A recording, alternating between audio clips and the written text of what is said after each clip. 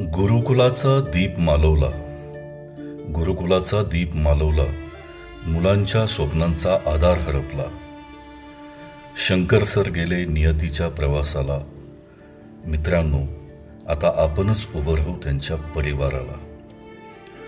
आई वडिलांचे अश्रू ढाळणारे डोळे, आई वडिलांचे अश्रू ढाळणारे डोळे, लहानग्या मुलांची निरागस बोलणी, झोपडीतील अंधारलेलं जीवन आज हाक मारते आपल्या मैत्रीला, आज हाक मारते आपल्या मैत्रीला.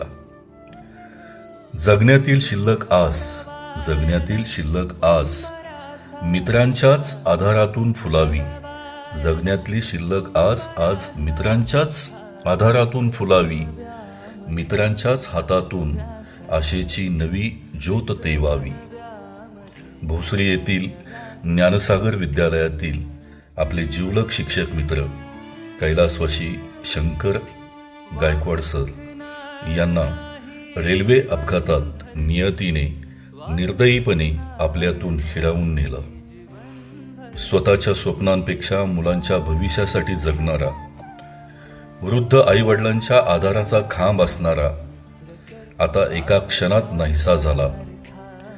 मागे उरले आहेत दोन लहानग्या मुलांची निरागस कोवळी स्वप्न, वृद्ध आई वडिलांचे अश्रू भरलेले डोळे आणि जगण्यासाठी झगडणारं झोपडीसारखं घर. आई वडिलांसाठी मुलगा गेला, मुलांसाठी बाबा हरवला.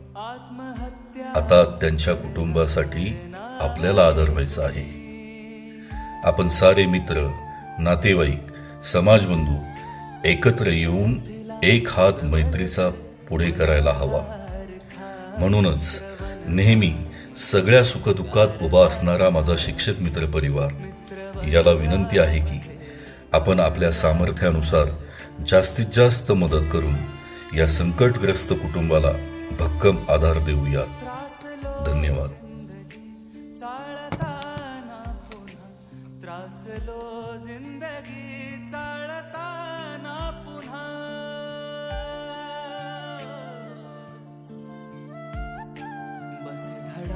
मैत्री वाचण्यासारखा मित्र बनव्यामध्ये गारव्यासारखा, मित्र बनव्यामध्ये गारव्यासारखा.